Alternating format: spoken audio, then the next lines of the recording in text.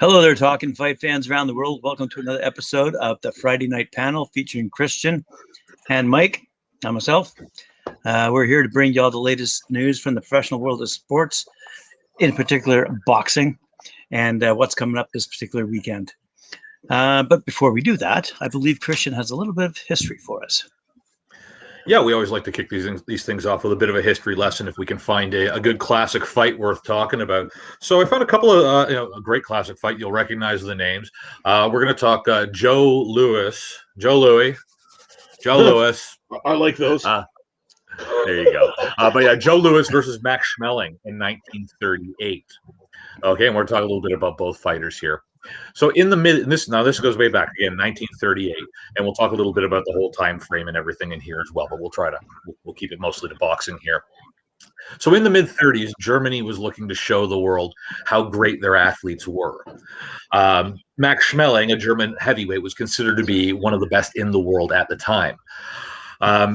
Now, at the time of the first fight between Louis and Schmeling in Germany, this was at a point in 1936, just in the run-up to the Berlin Olympics.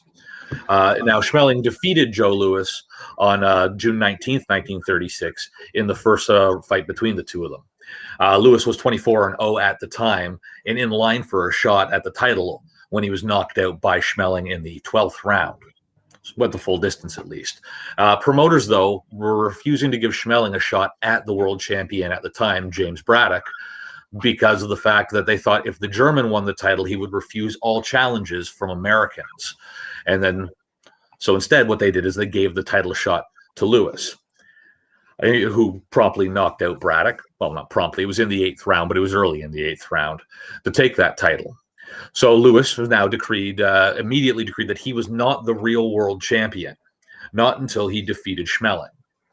So the rematch was set for the 22nd of June, 1938.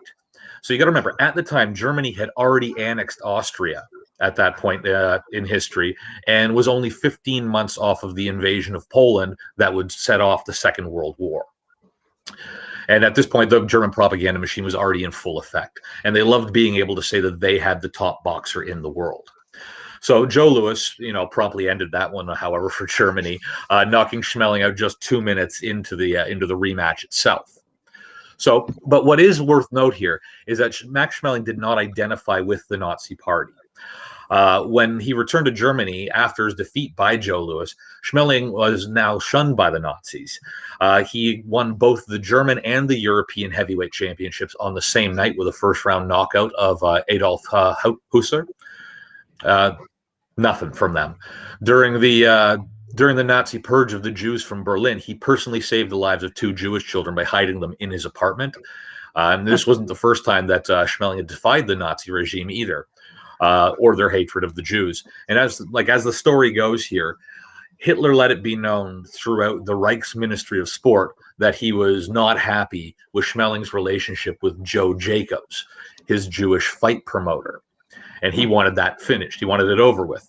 But Schmeling wasn't going to bow even to Hitler and basically told him to bugger off. During the war, Schmeling was drafted, like all Germans at the time, and he served with the Luftwaffe and was trained as a paratrooper. He participated in the Battle of Crete and was wounded on day 1, taking mortar fire shrapnel in his right knee. So after he recovered from that, he was dismissed from active service for being deemed medically unfit due to his injury. Nevertheless, in July 1944, a rumor actually went around that he had been killed in action, and that made headlines around the world still at that point in time. He later went on to visit American POW camps in Germany and occasionally was seen trying to help conditions for the prisoners. So, he wasn't a bad guy at the end of it all.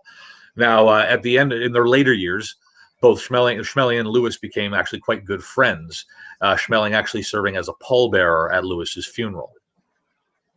And that is our history lesson for the evening. Wow. Max Schmeling, Joe Louis, 1938. Thanks, Teach. Stuff I never knew before. Right on.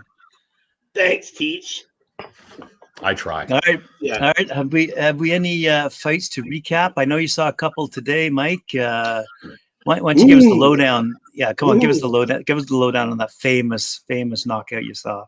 Sorry, soon to be famous. This is going to go down in history. Yo, honestly, that was that was pretty interesting. I'm not gonna lie. That was the Gurfey and McGregor card. It was the co-main event actually. The Hughes Highland Jr. fight for the British lightweight title. Let's just say that about an hour ago, I believe it was the 8th round. Nice gut shot after a few flurries. The fight was going back and forth, and he gave him this gut shot. Guy dropped to his knee. He thought, hey, the fight's been called over. So he stands up. He starts walking back to his corner. The ref hasn't said anything. So Hughes just runs up right behind him and just gives him this hook right around from the back to the front, just drops him. And ding, ding, ding, fight's over, KO. Here we go. Put the belt on. Here's the new champ. I was on my way back to the house here, and I called Mike. I called Mike while he was watching this, not realizing what he was doing. I called Mike while he was watching this. I was on my way back to the house here to make sure I was here in time for this. And I put in a phone call, and he was in no mood to talk to me at all. He's like, "I'll tell you later. I'll tell you on the show." Okay. But yeah, no, it was brilliant. I've never seen that before. I don't know what they've called it yet. I'm still waiting to see what the results of that were actually, if they've called it a TKO or a KO. But honestly, he was KO'd, man. No matter what, that guy went down like a sack of bricks on the mat. It was just, I can't believe it, man. Like, it just goes to show you, don't turn your back on people, man. And you know what? You gotta wait. You gotta wait till that ref calls it, man. Don't just assume shit, because when you assume it, it makes it. You're in a fight. You are in a fight. Exactly. Why are you turning your back? Why are you turning your back? He turned his back and he suffered the consequence and got dropped. But honestly, I'll tell you, that card. I believe. You know what? There was another fight on that card that was very. It came to a draw. I can't remember the names right now. It's slipped my mind. We move on, though, Mikey. Worse than being dropped, worse than the actual loss on his record, worse than the KO or TKO is going to be the fact. It's going to be his residence in every 2021 blooper reel. Yeah, he's going to be in every top 10 moments of whatever. He's going to spend. He's going to spend the next 12 months. In the guy who you don't know his name, but he'll be that guy. Yeah, that guy. Oh, here comes that guy. Watch this. But again, I'll tell you this. That's going to hurt more. The winner obviously didn't want to leave it in the hands of the judges. No way, man. No way. Exactly what we said. The fight that I was talking about before that was the Robinson and Ellington fight for the welterweights. What a brilliant battle between these two, man. These guys literally like put on a show. Came to a draw. There's going to be a rematch. Man, that honestly was a great bout to watch. But we got more bouts coming up. We got lots coming up tomorrow. I'm so excited for all these fights coming up tomorrow, man. The favorite's probably going to be the favorite's got to be the Ortiz Jr. and Hooker. That's going to be that's going to be De La Hoya's golden boy. The event. Honestly, this is a highly anticipated welterweight showdown between the two. Virgil Ortiz is 16-0, 16 knockouts. Right, he's Mr. 100, 16-0, 16 knockouts. And we got Maurice Mighty Mo Hooker, 27-1-3 with 19 KOs. This event is actually, this whole card is stacked from top to bottom, man. Like, honestly, we got huge fights on this card. We got the Valdez and Torres, the junior featherweights. We got Rincon and Solis for the junior welterweights. This is a welterweight event, junior welterweight event. Cruiserweight we got on here, and we got the WBA women's straightweight title, which is Ortiz and Estrada. Sensi Estrada, last Friday's girl that we talked about, holds the record for fastest female knockout in history. 7 punches, 7 seconds, 7 hours of sleep. It's actually, sleep is not recommended after taking one of those. No. Like medically, sleep is not recommended, Michael. The doctors tried their damnedest. To wake her up. You can hear it. Wake up. You're still at the fight. Come on, wake up now. Hello. Hi. Welcome back. Yeah, you just got knocked out. Honestly, big. That's a big card. That's a huge card. Sensei Estrada, I'm totally down to watch that, man. And then you got the Ortiz's headline that, man. That's a huge, huge event. We did Virgil Ortiz on Knuckle Up, man, young up and coming fighter, man, Mr. Knockout, Mr. 100%, 16 wins, no losses, 16 KOs. It's gonna be a huge battle there. Then we have coming up after that, the same night is the Betrabiev and Dennis fight, which is the wait is over. It's the WBC and IBF light heavyweight world champion. Betrabiev, he's 15-0 with 15 knockouts. He's finally going to fight the top contender. Now, Top Rank Chairman Bob Arum says they have big plans for Betrabiev, but he must first come out in this Russian homecoming and make it a devastating win. So he is going to be coming out, and he's going to be a force to be reckoned with. Watch that battle to be a slugfest. He's going to come out, and he's going to probably destroy in a timely fashion, like always.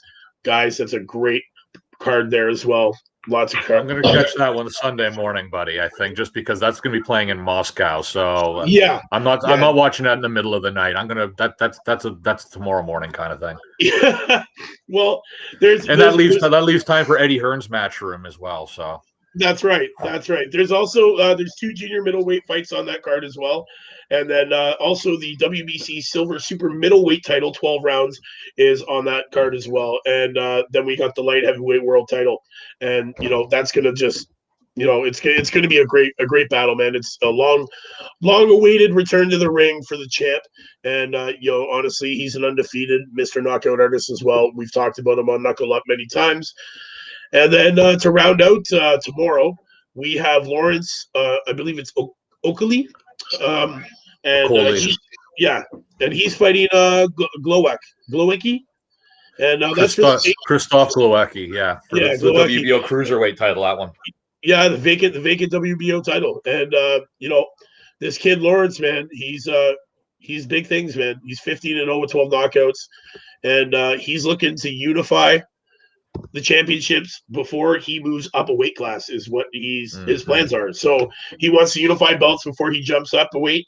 And he's very excited to watch this guy. I've seen a few of his fights. Very explosive. He's got a hard hitting hands, man. He's got knockout power in any punch. Just got to be careful with this guy. Some very, very exciting fights. Another big fight that I'm excited for is not tomorrow, but it's coming up on the 25th, and that's the Serrano and Bermudez fight. That's going to be a huge fight for the women's division, and 7-division world champion and future boxing Hall of Fame Amanda Serrano. It's her return to the ring to defend her WBO and WBC featherweight titles. So that is going to be huge. That's going to be an amazing event there, and then also tomorrow is our card with the girl that we profiled today on our show. She's fighting as well. Caitlin. Caitlin's headlining her own events over on the other side of the world. I don't know if that one will be televised. It might be. So hopefully we get to watch her fight, because honestly, her corner, they do not post any of her fighting footage just to leave their opponents in the dark. So really, you don't get to see anything of this girl. You have to watch her live, or you don't get to see her. 4-0.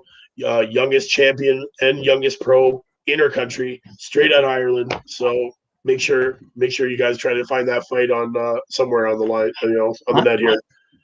Speaking of our favorite Irish fighter, isn't Katie Taylor scheduled to fight pretty soon? Katie Taylor is scheduled to fight coming up shortly. I don't know if it's been confirmed as of yet. Well, let's just phone up our boy Eddie Hearn and find out. Right? I think we should. I think we should call up Eddie. Anybody I don't see anything. I don't see your name coming up on anything right now, so I don't think anything's been confirmed yet. She's scheduled though. She's scheduled to fight Natasha Jonas, and that's for the title. That's supposed to be I believe it's May the 1st.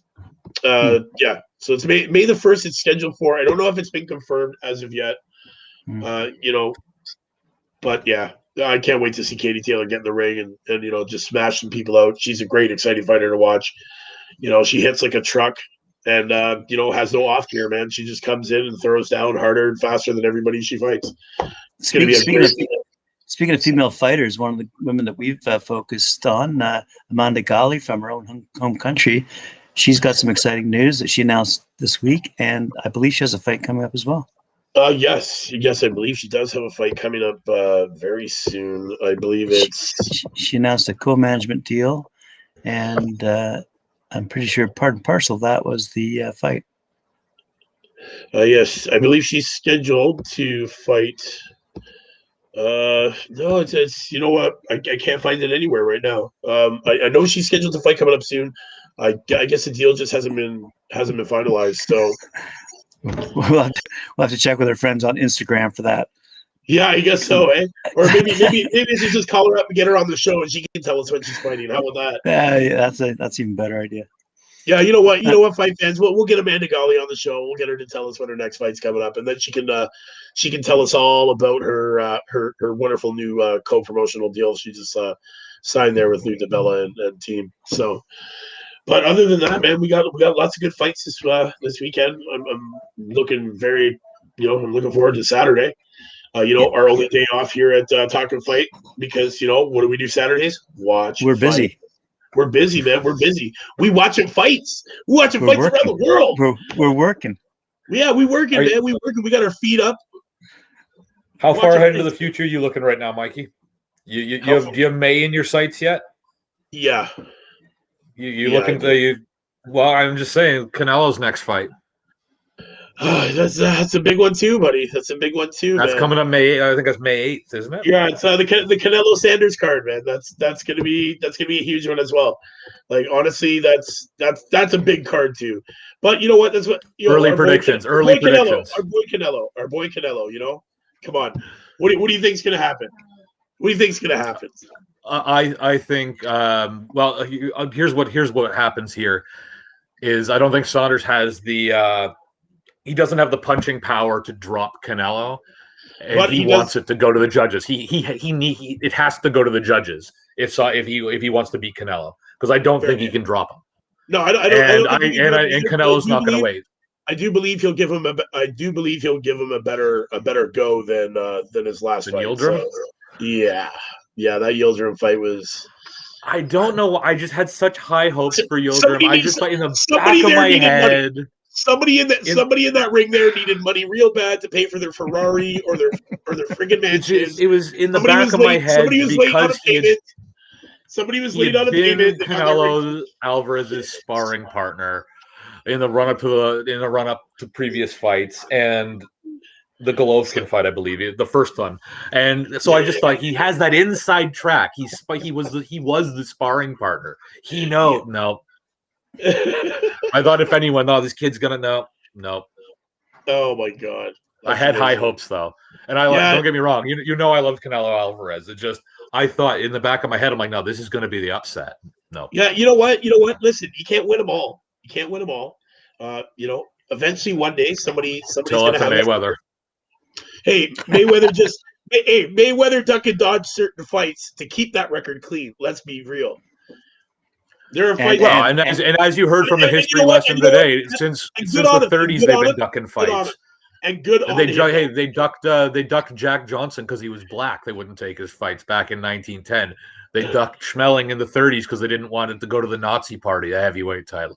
People have been ducking fights strategically since there have been professional fights. That is. So you can't really fault them. I mean, I don't want to say it's half the game, but it's unfortunately it's a big part of the game. It's a part of the game. It's a part of the game that has strategically worked out in his favor.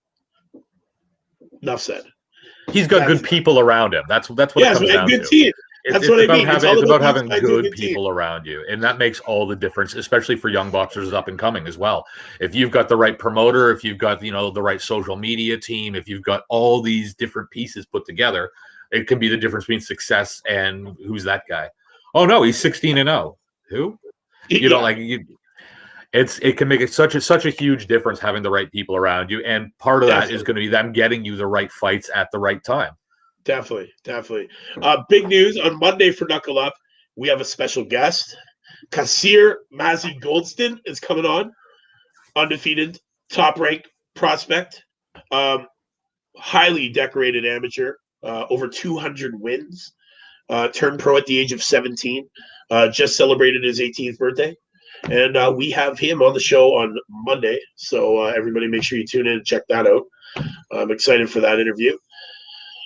And yeah, I think it's about time to start getting to our jobs and actually watch some fights tonight and tomorrow, around the world. So we have stuff to report about on Sunday for knockouts and through the rest of the week. Unless anybody else wants to talk about anything else that's going on in the boxing world right now. Maybe has anybody heard anything about the whole deal between Joshua and Fury? If they picked the place, because they had that 30-day thing where they had to pick a place or find a place. Nothing going on there in the world. Like, this is getting ridiculous. Let's just get the shit signed already, man. Get in that ring and start bashing people out, man. Come on. That's what everybody wants to see anyway. Well, this is the problem. This is the problem, Mikey, when both fighters have the right team around them. These guys want to get in there. They want to knock it out. This is now it's the bureaucrats, it's the promoters, it's the accountants. It's the no, you can't hold that fight in that country because we have a weird diplomatic thing going on right now. So, okay, now we got to hold back over here. Now it's in the hands of the politicians and the accountants and everybody else other than the fighters. And as we just said, this has been part of the game since time immemorial. But when you got two guys who both have the right team around them, they're going to make sure that they're both going to try to make sure neither one of them gets screwed.